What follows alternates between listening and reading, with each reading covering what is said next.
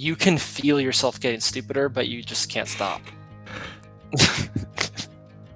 That's how I feel. I'm like, I'm done. Like, I can't stop. And Welcome to another episode, and if you're interested in what Joe was talking about, or you're interested to learn more about INTJs and Fe+Dating, story how he met his wife, TikToks and meaningful content, or sensors and MBTI, I guess in this episode you're gonna find a lot of interesting conversations. So, I guess let's get into it. Welcome everyone to another episode, and now I'm here with Joe. So, just like with all of the guests, I'll let you introduce yourself, Joe. So go ahead. yeah. Oh, man. Intro, I have a YouTube channel called Ghost of Jung. Casually was in the MBTI space, just kind of lurking. Classic 16 personalities, got into Frank James, and then I got more serious. I was like, I can do this MBTI stuff. I can start putting out valuable content, and that's what I try to do. I try to avoid the topics that everyone's talking about. So I do like really clickbait titles and just random stuff regarding the INTJ. So I'm trying to make my little niche within this niche regarding like the INTJ's viewpoint. And I know you probably are trying to do the same thing as well with the unique perspective of the INTJ, and then fill in whatever topic from our point of view. So that's kind of what I do. Yeah, really nice. I also seen, well, what I do is when I'm looking at someone at their channel, I go and watch what are their top viewed videos, and your two out of the three top view videos are with your wife talking about topics. So for those who don't know, you have a wife, she's ISTJ, and I guess I should come up with some kind of question. So I mean, I can talk about it a little bit. I mean, we didn't know that was our type when we got married, and then retroactively learning about it, I think it's the best pairing just to have like dominant SI and then my dominant NI, like being both our strongest and weakest traits in each other, really balancing each other out. It is frustrating sometimes, but I do think that the INTJ, and you could probably agree with this, is we need a level of grounding and or reminders. I think we tend to make a lot of mistakes that we shouldn't repeat, or we tend to just do a lot of negative health, imbibe.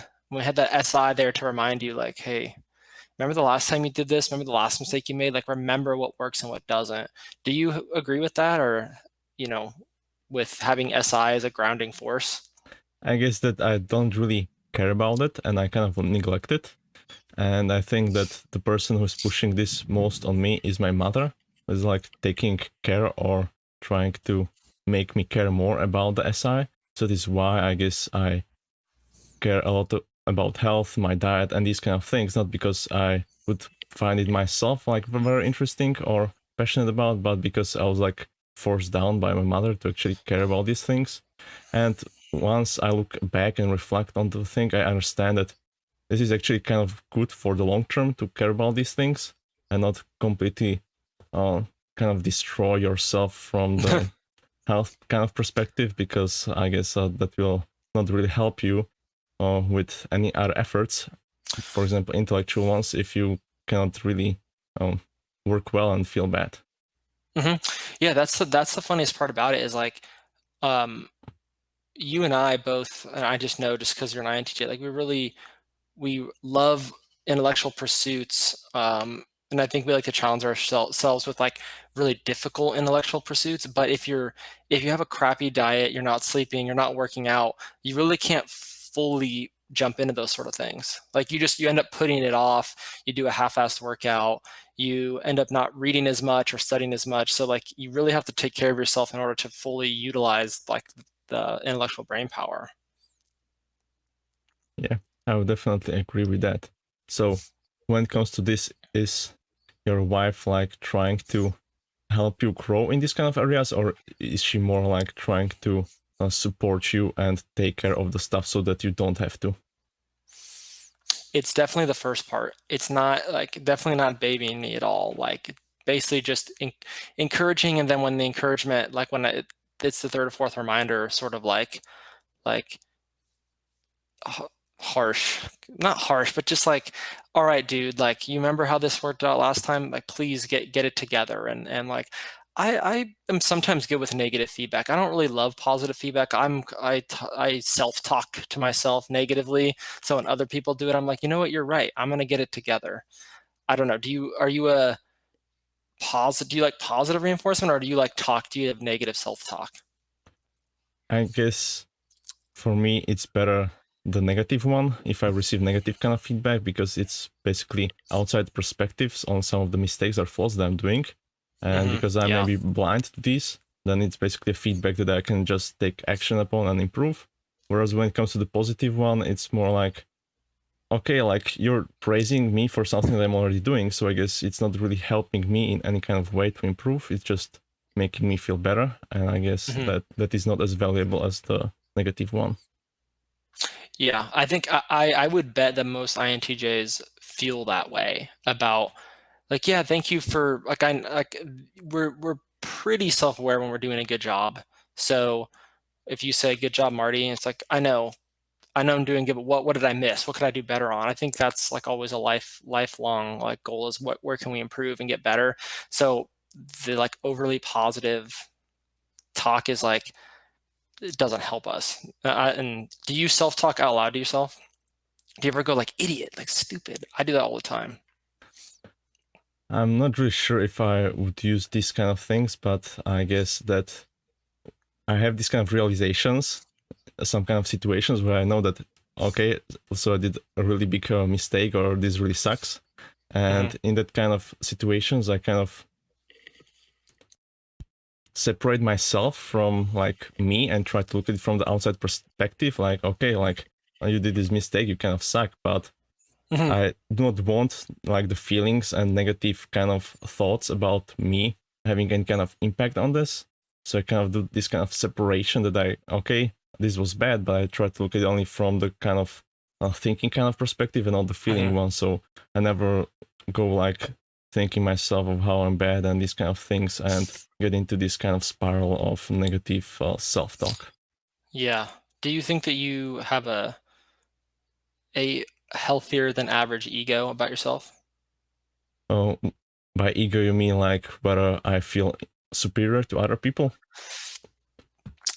Yeah, either you could use that. That could be the question, or just like you have more like you have self confidence. Like, you know that you're like, I know what I'm good at. I know what I'm bad at. So like that's I'm confident. Like I definitely know uh, when I'm good at something that I'm good at it, and therefore I do not try to play it like oh, I don't know anything about it. If I know that I'm good, then I'm confident Hmm. in that thing. But if there are areas where I know that I completely suck, I do not try to pretend that I'm good at those. I rather Yeah. accept that, okay, I kind of suck in these kind of things. So what would you say about this? You Um, yeah, I used to be, when I was younger, that second part where you were like, oh, I can do it. I'm confident in myself that I'll just be able to pick it up. But I actually I like to clear my conscience on certain things, and either hire somebody or just admit I don't know it, or that I have no idea what I'm doing here. It just is a relief to just be able, like, I know what I'm good at. It's these things. I know I'm good at it, and I will advocate for myself there, but on other parts, I'm not going to be good at everything. And I think that was actually where type helped me in my life, where I was able to just be like, you know what, I'm not going to be this thing. I've idealized this career, but my skills are here, and let's just go that way.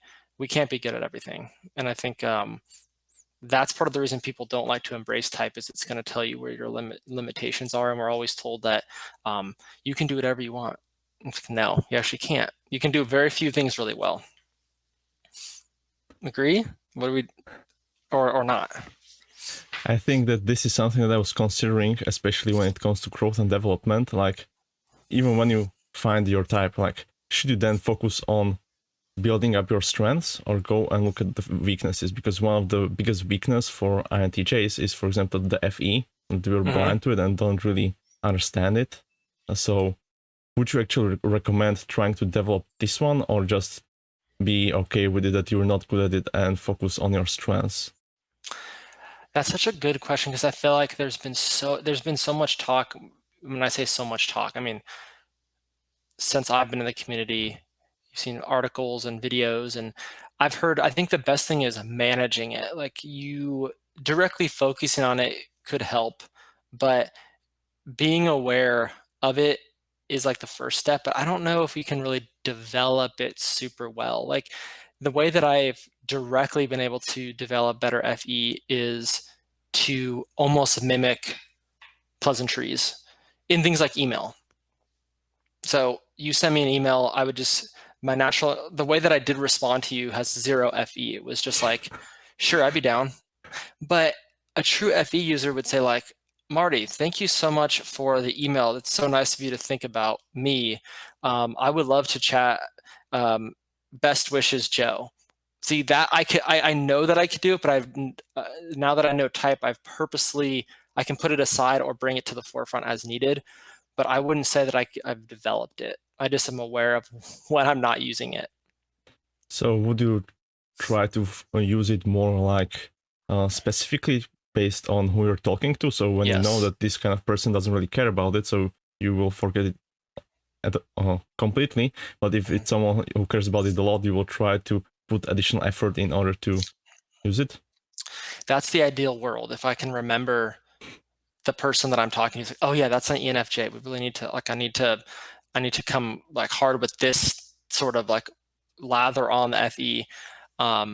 Yeah, that's exactly it. But like, I mean, you're actually pretty good at it. I mean, I saw that you have a very, very eloquent, good email. I was like, wow, this is very well thought out. I actually do the same thing when I'm approaching somebody that I want to interview. Is I actually really try to think of the functions as I'm typing. Be like, okay, this is what I need to use here, and lay it out in bullet points in case they're an SJ user, like all these sort of things. So it's just so powerful to know type. And I guess this kind of leads to the question, isn't this manipulative when you're basically trying to manipulate or try to play by the benefits or what you think Mhm. the person would like to hear? Yeah, I'm sure there's a better word for it, or there's like a nicer word for it, but I think I would try to transform that and say, I'm just trying to get buy-in. I'm trying to get like rapport. I think some people have called it rapport. It's like not manipulative, but rapport building. Um, that's what like I like in these interviews. I always feel like I end up interviewing the person because I like to, you know, I like to harmonize with the other person. I like to not just have the questions come my way, but also like it's your channel too, and I'm interested in what you have to say about things. So um, I try to do some FE, and I think it unlocks a lot of. I don't know what it unlocks. It unlocks like people in or I want to use the word endear. You endear yourself to them more. When you invite me on and then I start talking to you, it's like that's great because most people just like wait for the questions to come and then answer. I want to make it more dynamic. Sure. So is there anything that you would really like to ask me? Anything that you want? Yeah, I was thinking about this. Like, I don't want to say politics because that's just something that INTJ should stay away from because it's very. I think all our politics are anti-FE. Like we take all FE policies and throw them away, like on purpose. But I guess like if you were the monarch, you were a king. What are some policies? I always like to like test out the INTJ, what they think about. What are your top five not policies you implement, but like the five most important things to you politically. I guess I would look at my values, so therefore I would start with the justice and Yeah.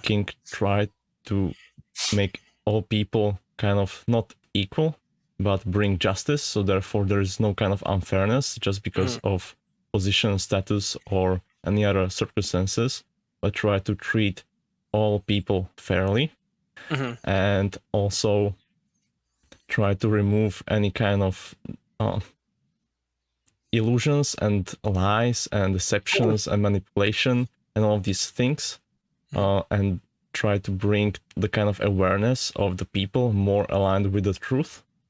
And I guess one way of actually doing this is kind of limiting or restricting privacy in a way, because the way of how I look at privacy is that it is the acceptance of um, doing things outside of the public or keeping things hidden from the outside world. And there was also one movie, I think Circle, which had this kind of idea or message to it that when people are thinking that nobody is looking at them, they will be more willing to do things that they wouldn't do if people saw them. Yeah. And I think that this comes to the realization that even if other people do not see you, it still has like the same consequences on the world. Like if I Oh yeah. do something behind my back, like just because you don't see doesn't mean that it didn't happen. So if Right. I have some object and I open it behind my back, like you don't know if I open it or not, but the thing is that the object is still open. So I Hmm. guess this kind of realization that just because other people don't see it, it doesn't mean that it didn't happen, and it doesn't have real consequences on Yeah. the world. I love that the transparency thing. I think that's something you and I are super aligned with. There's a quote called like the truth at all cost. The truth at all costs lowers all other costs. And that's a really tough thing for like politics to understand, which is like, well, the public shouldn't know certain things. They're not going to understand it, or they'll revolt if they knew that we were doing it. I think that the transparency across the board is actually better, even though it's very uncomfortable, knowing how things actually operate, and things are not done in a way that are like very principled. But um, I do think that's an INTJ ideal that we have that will sadly not be fulfilled politically. Yeah, I guess I definitely agree with you on all of the things. Hmm. And hmm, What about so education? Like, what do you think? What do you think? What do you think is a subject that nobody's talking about, but we should be talking about? I'm not really sure what are the things people are not talking about, because I do not really go around look at the trends and what all other people are talking on. I'm mostly focusing on my kind of stuff. But Okay. from the kind of overview of what I have about the world is that the world is focusing a lot on some kind of superficial things. So even right now, social media and TikToks, it's super Yeah. popular. People are spending so much time on it. And when I try to look many times, even on the best TikToks, like I didn't really see any kind of deeper meaning or any value in it, and I couldn't understand it. It was more like I still got hooked on it because of Right. the way of how it functions and affects your brain. It's kind of very interesting to watch, and you kind of get hooked. But always after I stopped and I reflected back on the experience, I was like, this was the complete waste of my time, and I don't want to do it again. But somehow, when I get exposed to it again, I still kind of get hooked in it. Yeah. So that is why I try to limit it and not get hooked in it and don't Yeah. give any opportunity for it. Because always the reflection was like, this was a waste of time.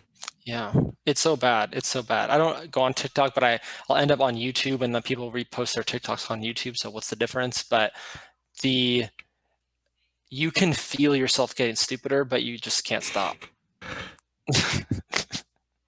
That's how I feel. I'm like, I'm done. Like I can't stop. But then I have a lot of regret. I'm like, I could have read 50 pages of a book that I've been really wanting to get to, and I've wasted my time. It's just, oh, and they know it too. Like the manipulators know that like even the strongest willed person will get will get hooked. So it wouldn't be a good idea to actually try to create this kind of content on these platforms, but make it more meaningful in a way that maybe people don't even realize it, but you will hide the meaning in it. So even though they watch it like something superficial, you're just hiding the kind of things in it to at least Mm. unconsciously make the experience some kind of meaningful, even if they don't realize it at the moment. Like so the subliminal unconscious. I mean, like, could you get them addicted to really good, life-changing personal development content? is how I would, I don't know. It's too introspective, and it requires you to like pause the video and be like, huh, am I? Like the TikTok's not made for that sort of like stopping and thinking. It's like, duh, like just like people falling down, people dancing, like sports videos, which I get hooked on. So it's a good endeavor. I'm not going to do it. You can. Because the thing is that not try to make them think, but do the thinking for them and just kind of do it in this kind of way. Because there's one challenge that I saw. You know, there are these kind of challenges that do something and all people do it. And one guy came up with a challenge that like clean up some kind of a place that has been filled up with trash. So you do one picture or clip before it, and then you just do snap where it's all basically cleaned up. And this was something that if you look at it from the perspective of a challenge, like it's the still same thing. You don't have to think about it. You are just supplied what you have to do and how you have to do it, and you just go and do it. But the way of how it was created, it has some kind of meaning and something beneficial to the whole world. So I guess this could be some kind of way of looking at it. Yes. Yeah, you're on this like gamification of, in the same way they do learning. It's like we can still make TikTok fun, but actually like help people. So cleaning would be one. Like let's like like do your homework. I don't know. I mean, like that would never work. But like I get what you're saying. So there might be like some way to salvage the terribleness of TikTok with like things that actually help your life in the immediate like realm. One thing that kind of interests me about you is that because your wife is ISTJ, you don't really have a lot of FE in your kind of relationship. So um, is it a problem for you too when neither of you has FE as a strong in your kind of relationship, so cannot actually do these kind of FE things for the other one and help each other out? Great. That's a super great question. I don't think anyone's ever asked that, but I have a really good answer, or an answer that I've thought about before is like, because we're aware of our type, and then when I see her not using FE, it almost goes like, whoa, that's what it looks like when you're not using FE. Holy crap, that I gotta help you. So like, it's almost like when normally like you're the person to freak out, just say, and then when everyone's freaking out, all of a sudden you're the calm person, and it's like that's weird because usually you're the one freaking out, but now you got to be the bigger person. So in the same way, that same analogy works for when you see really bad FE being used, or she sees it on me. She's like, hold on, like just send a better text, be nicer, like, don't send that email, or that sort of thing. So in a way, it helps because it's so bad that we have to kind of step in and help. Okay, so you would basically say that you don't really have to be unconsciously good at the function, but with conscious effort and learning and making it more aware, you actually can notice this kind of consciously and tell the other person. Yeah. And I don't, that's exactly right. I don't know, like, say she was an ESFJ or ENFJ that had that was an FE dominant type, would like, would I get better because I'm around it, like through osmosis, just be so good at it because I see it all the time? Or would I be annoyed at it because it's like, oh my gosh, like just stop, like just tell me what you think about this thing without like, don't agree with me on everything. And that's one thing about not having FE that I love about her, is that pretty much there's never like an initial agreement on something. We'll always go back and forth until we come to a conclusion because there's no desire to be agreeable. Which never, it doesn't only get us in a fight. There's never been fights. It's just like, hey, we should go here first. She's like, well, why don't we go here first? I'm like, because this is better. And then like, oh yeah, you're right. But there's always like a back and forth. So I think not having FE is so good in our relationship.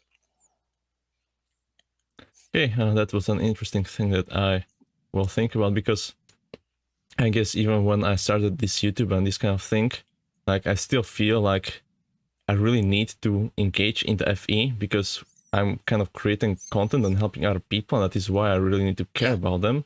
But at the same time, I don't really want to do this kind of superficial kind of thing that I will say I care about you when even in fact I don't. So I guess this has been kind of the pull between me, between doing it, not doing it, in what way engaging in it and in which way I don't. Yeah. It's interesting that like I have met so many INTJ coaches in the professional world, therapists, psychoanalytical people, and they all do one-on-one coaching. And it's like, well, it doesn't make any sense because INTJs aren't good at FE. So why are they doing this one-on-one, marriage counseling? And it's like, because that's very people oriented. You have to quote care about their problem to solve it. And I don't think that you actually do. And you could probably agree. Like I don't have to care about your upbringing or the trauma that you've gone through in your marriage or your life or your career. It's sort of like a puzzle that can be fixed, so you can honestly stay objective still. But you have all this knowledge and you're almost compelled to tell people. It's like when you discover something like, well, I gotta use this now. But it's not from an altruistic, like, I'm trying to save the world. Do you feel that? So basically, not express that you really care and not try to fake anything, but just try to look at it from the perspective of that you see a problem, you want to fix it, and you will not try to be very emotional about it or caring and make the other people feel good, but you just go and try to fix the problem and Mhm. present it to them of the solution that you figured out. And then if they happen to be like, wow, Joe, you're so like, I was so great. And like, they lather like praise on you and you're like, oh, that's a nice benefit. That's a nice like ancillary benefit of the problem being solved is people like you, they congratulate you, they recommend you, but that's secondary. Whereas other types go there first, like they want to be recognized as I'm helpful, people need me, they praise me after I do it. Oh, and then solutions on the other side of that. I want solution first and then praise. That's why I think when INTJs like create stuff, they're not looking at the like money aspect first. They're like, what's cool? What can we solve? What's interesting? What's unique? What's like something no one's thinking about? And then, oh yeah, then if money comes, if I get some money from it, that's cool too. I definitely agree with you on this. Like, even when at the job, like my bosses were announcing to me that they're gonna raise my salary, I was like, okay. So that was everything. It was like not making any kind of significant change or impact on me. It was like, okay, that seems fair based on this kind of fact. So yeah, it's nothing super great, but I guess it's kind of normal, just. Hmm. And it's also not super motivating. I guess I get much more excited when I can actually gain more kind of responsibility or work on something that really interests me rather than if I get compensated for it. Yeah.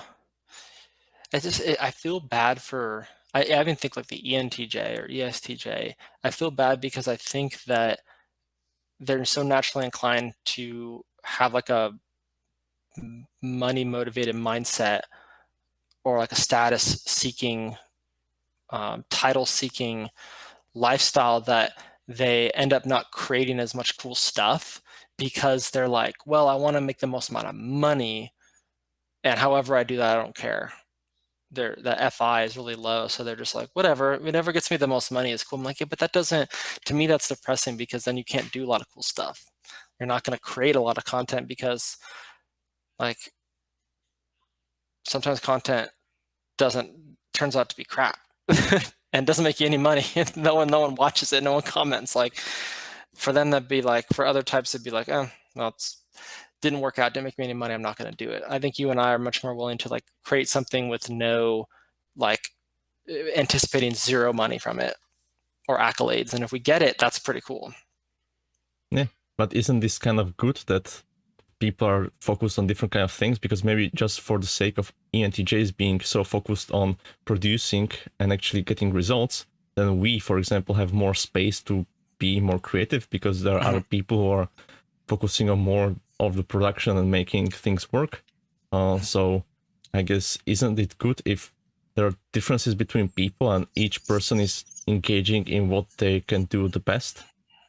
Absolutely. Yeah. And I know that That's 100% true. I know that's not really what I meant to say. Is like we should all be like INTJs and not care about money. Obviously, we need society to function, so we need SJs to keep things going and maintain society. We can't just have all NTs running everything. So that's just my ideal world. How everyone should be like me. I guess this also comes down to the projection of your own values or thinking or ways of doing things onto others. And I guess that is where basically MBTI can open your eyes quite a bit. Because it literally tells you like there are differences between people, and just because other people annoy you, it is not that they have intention to annoy you. It's just their preferred kind of way. In the same way of how your preferred way can be annoying to others, it doesn't mean that you're doing it on purpose to them. So raising the level of awareness can Mhm. basically benefit in this kind of being more understanding towards others.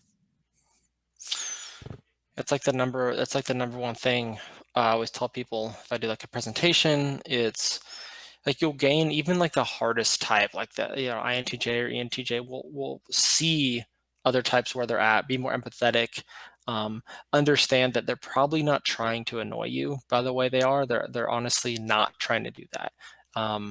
That's just how they are.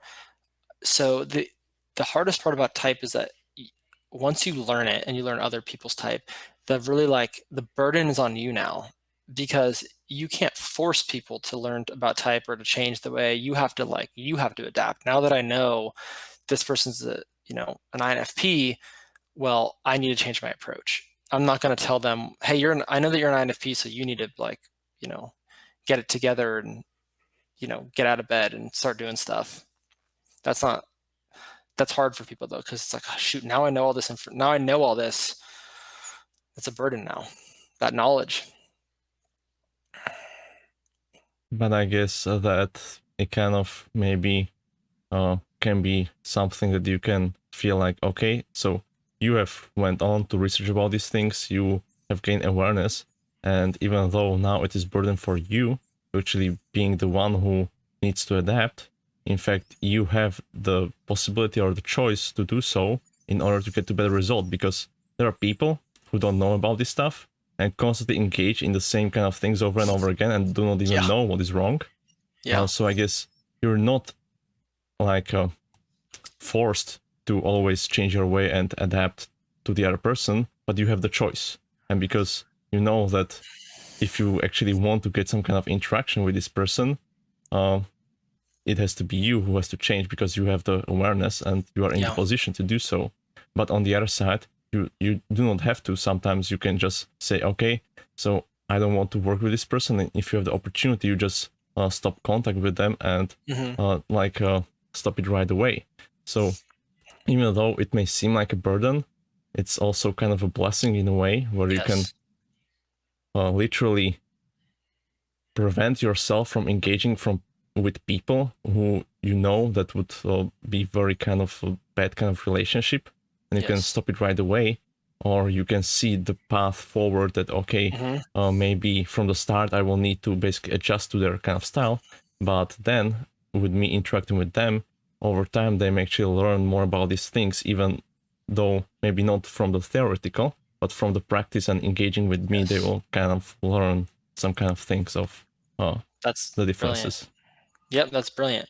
Let me ask you this, because this is my theory on why people won't learn type. Not because they don't believe in it or they think it's astrology or they think it's something that's pseudoscience. It's because once you learn type, there's no excuses anymore for yourself.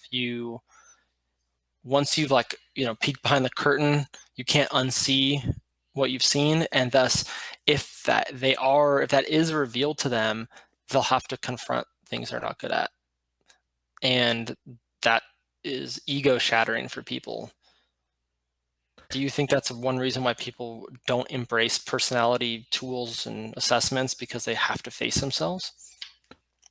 I'm not really sure if this would be the only way, because I can also see some people who do these kind of things just so that they can get this kind of excuse that, oh, I'm this kind of type, so therefore I don't have to do this, and Yeah. using it as an excuse. So I guess Hmm.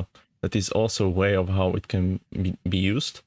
But when it comes to learning about something, and therefore having to take responsibility once you learned it, I guess this isn't only about time, but about anything else. And I guess it kind of depends to the person, and maybe this is connected to the whole kind of living with the truth or the illusion, because if you live in the illusion, you basically are do not have to take responsibility if you're still unaware. Like, can you actually blame people that are stupid for being stupid? I guess that is kind of questionable. What would you say about this? Can you yeah, I think the quick answer is no, you can't blame them for being stupid. It's one of those like you don't know what you don't know, so you don't know that you're dumb, sort of thing. But yeah, that's and then is it the job of the educated to impart their knowledge onto the stupids? I guess the best way would be to give the person a choice if they want to remain stupid or if they want to learn about this, because just as the same way, you're not entitled to basically make other people grow and learn about things if they choose not to do so, because maybe they have different kind of priorities for their life. Maybe they just want to enjoy what they are doing right now, and they don't really care about becoming the best version of themselves or doing any other kind of more significant kind of things. So I guess this is one of the things where you need to be careful, even if you're very knowledgeable about something, especially for INTJs, that even if you know about some things and how they work and things like these, it doesn't make you entitled to basically force this on other people and make them learn it and use it Yeah, and be responsible with it. 100%. And that's actually this is like where this is probably the most like INTJ arrogant statement I'll make on this is that um, recently I've been kind of obsessed with like what is the most amount of success I can achieve just to see what I can do. Not because I like care about it, but like what if you put all your TE energy and NI energy into just like making a lot of money? Um, and within that, I have said, no, no, no, I don't want to. I want people to be dumb because it's easier for us to get ahead. I don't want to share all the secrets of the universe with people. That's sort of what we're saying here is like, well, if people don't want to learn, if they don't want to, like you said, great phrase, become the best version of themselves, then let them just be average, and we can get ahead. That's like in the last year, I've been thinking about that more. Is like, I talk about stuff like Bitcoin and changing monetary policy. People are like, oh, that's fake money. I'm like, fine. You think that I'll be a Bitcoin billionaire. You can mess with your dollars, and we'll just part ways as friends. Like that's my attitude now. It's too much effort to educate people. Let them do their thing. I'll do my thing, and we'll see at the end who's ahead.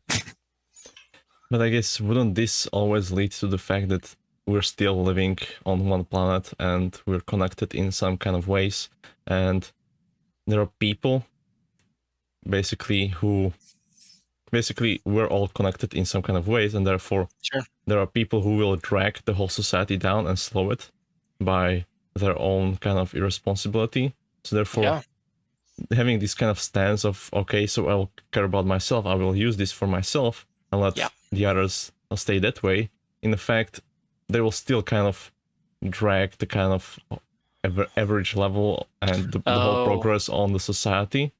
So therefore, even if you get ahead, like if there are other people who are basically slowing it down and wasting resources and time and all of these kind of things, then there's only so far that you can get ahead. This is the thing, that you can get ahead from the kind of average kind of line or the status quo, Yes. but if the status quo is still kind of low, then I Yeah. guess you cannot get as high as maybe you could get if you lifted up the whole thing. Yeah. That's like the best counter argument because it's like you're the best in a terrible society, and everyone's like really, really like, poverty stricken, like uneducated and poor, but you're like the least, you're like the richest of the poor. Or your thing is if you share the knowledge and wealth and like the rising tide lifts all boats type thing, and then everyone on average is better. Okay. I guess that's like a philosophical difference. It's like, yeah, I think I can come around to your thing more. Is like it's more effort, it's harder, it takes more time, but if you can educate people using your, your superior intellect or whatever, um, that's better for the society because you don't want to be the smartest person or like the richest person in a super poor society. I like I think your idea is much better than mine.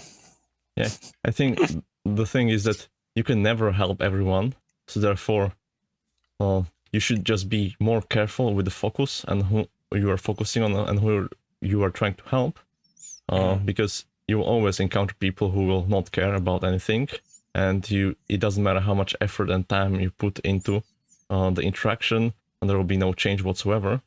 But in that kind of case, you shouldn't be focusing on these kind of people and focus on those who will Mhm. kind of use it and gain some kind of benefit, because that way you both will not need to waste your resources and become frustrated in the process. And at the same time, you can still like also help others and try to bring the whole society kind of up. Yeah, and you kind of mentioned something that's um, very important for INTJs is to surround yourself. We tend to do this, but like surround yourself with people that are on your level. I think have the same values as you, are interested in growing something and building something. I don't know what it is, but just other builders. Put them around you, and you'll come up with something extraordinary over time. Um, Kind of goes back to one of the first things you said is cutting people out or getting rid of types that you just can't. They're not helping you. They're not helping themselves. They're not willing to listen to you. You don't have the same value. You're not in the same place in life. um, I think INTJs have a small inner circle, but I think it's very strong, and you need to lean on those people. I think I would clarify one of the things you said, uh, that you should not interact with people, some kind of types that you don't get along with. But Mhm. this like, uh, it's not actually the types themselves, but always the healthiness kind of level. Like the Right. type kind of has some kind of tendencies that you, on average, get more along with some kind of types with others. But it always comes down to the healthiness amount of level, because even with the best kind of type that is compatible with you, if they're kind of unhealthy, it will not work anyway. And even with the kind of worst one based on paper, if they're Yeah. healthy, like it will work in the end anyway. Yeah, and that's actually a good point. I talked to Linda Behrens. She's like the grandmother of type. She's awesome. I've read a couple books by her. She was saying that like she said the same thing. She's like, it's not about the type. It's about there's two things that like will determine if you're gonna be able to work with someone really well. One is their ability to handle complexity, like just complex, nuanced situations. Can they fathom it? And then the ability to perspective shift. And you've already talked about that at the beginning, which is, oh, I can see myself from that person's point of view. Do I look like an idiot? Do I look like, I can use introspection by like shifting. So all the types can do that, or they should be able to be like, what do I look like from that person? Am I being a good person? And then also like understanding nuance. And I think the understanding nuance thing is hard to quantify. And I think nuance is more like, can I understand someone else's trauma or be like, oh, I understand, I get it. Like that's why they are like that. Some people just don't get into the psychology of people, and I think that makes them less complex characters.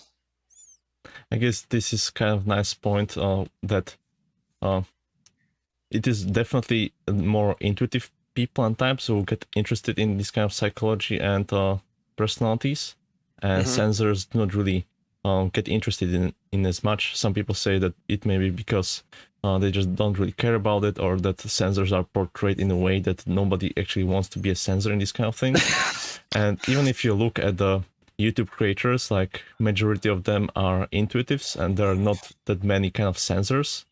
And um, do you think that maybe having some kind of people who are sensors and can bring like better kind of representation, and teach this kind of stuff in the way of how a sensor would be, because they would not really do it in the same way as intuitives do. Could kind of help, because for example, when you are doing the kind of videos with your wife, Mm-hmm. she's ISTJ, so she's a sensor, and Mm-hmm. she was able to basically differentiate between the kind of stereotypes that are not really true and the true kind of thing. And I found it kind of valuable kind of perspective for a sensor to talk about their own experience. But in order to talk about this, they still need to have some kind of level of knowledge about the kind of theory. So what is your kind of perspective on this kind of sensor MBTI kind of thing? I mean, for the longest time, when I've talked to other people that have been in the type community, and I'm talking about been in the type community since like the 70s and 80s, not like have been doing YouTube for 4 years, but like really studied it. They've always said there's a intuitive bias, even from the beginning of type with Isabel Myers being an INFP, like her, the Bible being created by an INFP and then an INFJ, if you believe Jung was an INFJ, like there's obviously an intuitive bias since the inception of it. So like I I don't know if it's made creators just be like, well, I like people that are like there's no I don't know if there's any ESTJ creators out there. It would be nice. I think they'd be like, you know, a unicorn. It'd be cool to hear their perspective, but I do think there's an intuitive bias where the bias is just that I think it comes to us quicker. That concept, the concept of personality makes sense. Yeah, there's obviously all these types, duh. Enneagram, disc, strength finders, all that stuff, astrology just comes right to us. Um, but I do think we're seeing some pretty good, like Dear Kristen's ESFP, Amy Wise and ESFP, Kate from Type Match is an ESTP. Like we have some good sensors in the community. And it's good to hear their perspective on like what intuitives are like, because we're always just telling us what sensors are. It's like 90% of the content's what intuitives believe sensors are. Mm-hmm. So do you have any kind of other question that you would like to have a look at? I guess just like more, I was looking at your channel and I'm like, I guess I'm wondering what your goal for your channel is. Like, what do you want to do with it? Okay, so I guess one kind of reason why I wanted to start a channel is for growth, because I've been kind of growing in many kind of areas, development, and these kind of things are things I was interested in, but Yeah. there's only so much that you can go by yourself. Like when it comes to interaction between other people, you cannot Mhm. basically learn it by yourself. You need other people to interact with. So that was one of the reasons to basically get more interacting with others and help to develop even these kind of interpersonal kind of skills. Mhm. Uh, Another thing was to maybe find some more friends or even a partner. Because, for Yeah. example, uh, I don't really go out that much, so therefore I'm most of the time spending in my room, and that is not really good way to find other people. Yeah. Uh, so one thing was that maybe if I become a creator myself, I may get to start collaborating with others and make some more connections this way, Yep. or even maybe find some potential prospects to enter kind of more serious kind of friendships or relationships. Because my Yeah. experience with the dating apps was not very good. Also, my perspective on the dating itself, I don't really understand it that much or don't like it. That you just Yeah. go with some kind of random person on on a date, and then you try to talk a little bit, and it's mostly about the feelings and how you feel about it. And it's like very kind of slow, where you start with the experience and feelings instead of having like a plan that Mm. first you verify like who you are and whether you see yourself in the future, and only then try to go into the feelings and experience and try to make some kind of connection on this. So yeah. Yeah, no, I never really had to do the dating app stuff. That got real popular right when I got married, so I never had to do that. But I understand that. And I think if I was offering two cents, my 2 cents on that is I've never been disappointed in going out when when I was like, ah, I don't want to go out to this thing with my friend. I should have said no to it. I've Every time I've gone, I've never been disappointed. And I'm always like, I should do this more. Like, what's my problem? It's that SE, like wanting to get out, like denial of SE, just being out with people or going out to a bar or like going out with friends. That would be like the thing that we need to embrace as NI types. Because you just like, that's how I met my wife. Like, it was like a fate type thing. Like, just went out when I just really wasn't feeling it. And then I ended up meeting her and I was like, oh, wow, I should really do this more. So, we're not helping ourselves as INTJs by like hiding behind like being in our room or playing video games like I used to do all day. You started to mention the story of how you met your wife. So Mhm. you just met her somewhere randomly, and how did it progress towards the forward? It was semi-random. It was just a friend's house. She was also like she was co-friends of someone else, and she came over, and I made a complete fool of myself, and then left, didn't think about her, and then I saw her again the next day at a random bar that I've never gone to before and that she never gone to before. So I was like, oh my God, that's the girl that I made a fool of myself last night. Went over, smoothed everything over, and then literally from that next day, we hung out for like weeks, every single day, like every single day after work. So it was like very much like a fate type scenario where you're like, you meet somebody and the next day you see them in a random spot that you both never go. Like, to me, that was like a universe putting something in front of me and be like, idiot, figure it out. Like, and I did. So, and then that was in 2014. So, we've been together 8 years. The universe, I mean, you can't quantify that. You can't be like, well, this makes sense because X, Y, Z. No, I just chalk it up to like magic. So it was more kind of random encounter that led to all these things rather than some kind of precise strategy that would lead to this kind of result in a guaranteed way, right? Yes, 100%. And I Can't get, deny those things. You just like, okay, that's the way the universe gives you a sign. You either choose to be like, nope, that's not a thing, or you say, yes, I'm taking it.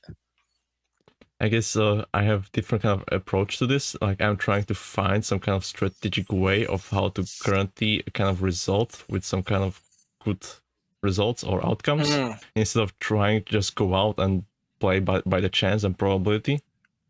Because I guess that seems just random. And even if I'm able to accomplish the goal that way, like it doesn't really give me any kind of experience that I could share with others of how they could basically improve their chances of accomplishing this kind of goal. So I guess that why I'm trying to find a way is not only so that I can get the results, but maybe so I can help others also get their results in a better way mm. than just going by the chance and probability. When it comes to love, I feel like you can't directly focus on it like you can. Like, say you want to write 10,000 words this week. Like, you can directly focus on that task and do it. When it comes to like love and like stuff that's not easily, like, you can't just, I'm gonna get a girlfriend today. You can't do it. It happens when you're like, all right, I'm gonna focus on having a great time with my friends at the bar, and then what the crap, I meet somebody and I never thought this would happen because I wasn't like, it just doesn't happen that way. Like, if your strategy was like, I'm gonna talk to 10 girls on this app today, and then like one of those, given law of like statistics, will like me and will go out. I don't think that's a strategy that'll work. I'm more of thinking about ways of how to uh, improve your chances or get in the correct kind of direction, which would help you with the probability kind of stuff. So Mm, instead of just going out and basically trying your luck, for example, one thing that I was done was trying to figure out basically what kind of type uh, would be the kind of the person that I would see myself most suitable by looking back at other people and basically reverse engineering what their type was and looking right. at the patterns so that Sure. I could actually find a way of what would be the kind of best place to look at, so that I don't need to go out randomly, but have some kind of thing that is increasing basically my chances and likelihood, Yeah. and also looking for other ways of how to increase it even more. So in a way, it's not really like trying to figure out the perfect plan by which you go, but looking for ways which can increase your chances and increase the probability of making it less like a probability game. Okay. Yeah, so I guess it's like you're not talking about a process by which you go out and like meet somebody or you develop a friendship or you collaborate with somebody. It's like I think it's to me it sounds like what you're saying is like I want to narrow down the likelihood, like the likelihood of being around certain types that I'll like. So like for me, if I was like I would go to a bookstore. Those are my people would hang out. I'm not going to go to a club. Those are not where my people are going to hang out. So like, thus playing a stupid game like going to the club is like, oh, that's not where I'm going to meet a really cool person. I'm going to meet them at like a bookstore or a record store or like a thrift store. That's where my people will be. I don't know if that's the kind of process you're talking about, but that's what I'm hearing.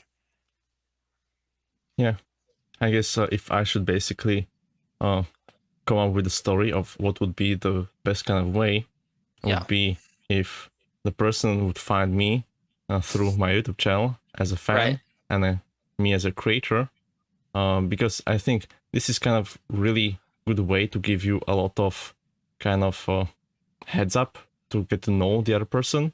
Yeah. Like whenever I look at other creators and these kind of things, I get to know a lot of things about them before we Mm. even meet and interact, and therefore that way I can basically better filter out the people who I definitely do not see myself with, and with those who I can potentially see myself. And I guess this is one of the things that I'm kind of missing with the dating kind of thing, where you just go out and basically start as strangers, whereas with the online space and creatures, you already get to know some of these things about other people. So there's at least some kind of foundation which you can Yeah. start with. Yeah. And I totally think you could do that through the channel. Just commenters you see and like if you click on their if you're able to interact with them a bunch, like you'll like I see these people all the time and I'm like, oh, I know what this person's comment's going to be like, and um, but you would need to you don't create content a lot. It seems like I do this I kind of haven't seen a vlogs. lot of it. I do vlogs every single day, but Really? I've basically I unlisted many of them Oh, okay. um, just to try to filter out the vlog kind of low quality ones from the real kind of videos that you would maybe say. Uh, so when it comes to content, I have it a lot, but I guess maybe the quality or the value for the audience isn't as high. Okay. Yeah, I mean, I get that. I always like, is it quality versus quantity? I don't know. Because I saw you have like, I think I saw you have like a playlist, I think, of like, I forgot what you call them, bloopers or something. You have a big folder of like something that I couldn't remember what it was called, but I have removed videos, so there are all yeah. those videos that I've done but then removed. But instead of removing them completely, I just unlisted them and put them into playlist if someone is interested in seeing them. Okay. I don't know. There might be some, you never know. You just don't know what people will be into. That's like just the more videos, the more comments, the more people. I don't know. It'd be interesting to like meet someone through your YouTube channel, through your YouTube, like a YouTube comment. That'd be a real interesting story. Because that is, for example, how I met Gabriel and Nina from Russian Typology. I just Hmm. went on and comment on one of their videos that, hey, Gabriel, cool beard.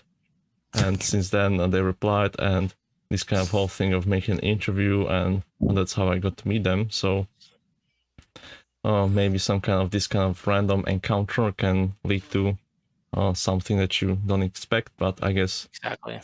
first thing to accomplish is to actually create opportunities for these random Yes. things to occur. I think I'm kind of struggling with that a lot. That I don't really know what kind of content to create and uh, what to focus on. So my question for you would be like, how do you decide on what kind of content you do, and how do you evaluate whether this is something that is actually helpful or not? Well, the second part of the question is you don't know if it's going to be helpful. You're just like, I'm going to do it because it's interesting to me and I can talk about it without a struggle. So what, I do recruiting and I work in, I'm a contractor for corporate America. So I take what I do every day, that I could talk about all day, corporate, the types in corporate America, and then I make a video about that. So I say like the INTJ in the workplace, and that's where I started. That's my most watched video, or second most watched. But then I'm doing a revamp of that, which is how to survive working with X type, which is just taken all from working with all those types. So for you, it'd be like, I don't know what your day to day is, but if say you were a gamer and you had a Twitch stream or whatever, and you're like, what's it like playing video games with an ENTJ? You could talk about that all day and it'd be easy content. I only just take what I do every day and make that YouTube content. I add MBTI. I slap MBTI on top of it. So I talk about recruiting. I talk about recruiting that type. I It's guess really, yeah. I've been talking about basically my day every single day in my vlogs, but one of the things that was kind of problem with that was privacy and talking about other people and sharing information about others that they actually don't really like. So I guess in a way, this was also another one of the struggles, that you want to share your kind of experience, but if you kind of try to share all of the information, then I guess it's kind of uh, limiting or breaching or infringing the privacy of others. But then Right. on the other hand, if you make it too abstract, then I guess it doesn't have as much value, because you are just talking about abstract things rather than the concrete examples. Yeah, that's like my biggest critique of the abstractness of the type community. Um, because there's criticism of stuff like, Frank James' skits. I know that Frank James knows the cognitive functions. I've seen his videos. He knows what he's doing, and that's why his videos are good, but they're broad appeal, super broad appeal. And then you have creators that talk about like how the ESFP can use their daemon NE function for better XYZ. And I'm like, that video is for 9 people. Like, so there's like, do you go super niche and like very valuable to a small amount, or do you kind of like broaden it and talk about like, we can talk about the INTJ without talking about the functions, and that has much broader appeal and there's much more value. Or we can talk about, what FE is like for the INTJ, which has less broad appeal, but like some people will like leave you the longest comment you've ever seen about it, So I struggle with like being super unique. Like, what's a video topic no one's ever talked about? And let's do that. That's my goal every time. Like, um, or it's like, what's going to be the most typed in, which is like how to tell if you're an INTJ. There's probably like a bajillion videos made about that. Yeah. Maybe a way would be where you would identify yourself as some kind of type, and then you would be creating content that is not MBTI related. So therefore, those people who are into MBTI and know your type can actually understand what you're talking about, because they can add these kind of labels to the thing. While at the same time, those people who don't know about it will not get bothered and lost in these kind of terms that they don't really understand what they are. Okay, so what would be an example of like what would a video be like? Like, are you saying like talking about it from the perspective of the type, identifying like what an INTJ thinks about, you know, uh, inflation? Is it like that? I think the best example would be that I did the opposite. So, for example, in the day of life of an INTJ that I've done, I Yeah. basically did a video about myself and my own day, and I just labeled it as an INTJ. So I guess this would be the opposite of doing it, where I created content about myself and then just put a label on top of it. And therefore, the thing that I was talking about would be the opposite, where you basically create a content that is taking the concepts of the MBTI into it, but you actually don't use the terms and terminology about the thing. And you will have a different video where people know what your type is, and therefore they will be able to link and make the connection that you are that kind of type and you're talking about this. Therefore, you get the perspective of INTJ on this kind of thing, but you don't tell it explicitly. I see. Yeah. No, okay, I totally get it. Yeah, I don't. Yeah, that would be more like broad appeal. Like that would be a more broad-based approach, but having the unique like underlying knowledge that like this is like my INTJ view and or like spice added to it, which will always be unique, just based on the functions and the mix of any, if you're into Enneagram, like your Enneagram mix in there too, like it will always be an interesting take no matter what the subject is. Okay, I guess we've been talking for quite a long time. So Yeah. do you have any kind of final thoughts or message that you would like to share with the world?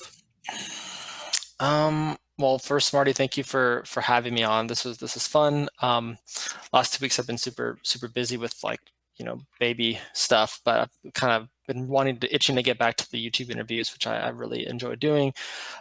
Gosh, I think the last thing I'd say is what you had mentioned earlier, which is it's not about your type, it's about the development of the type. It's about like,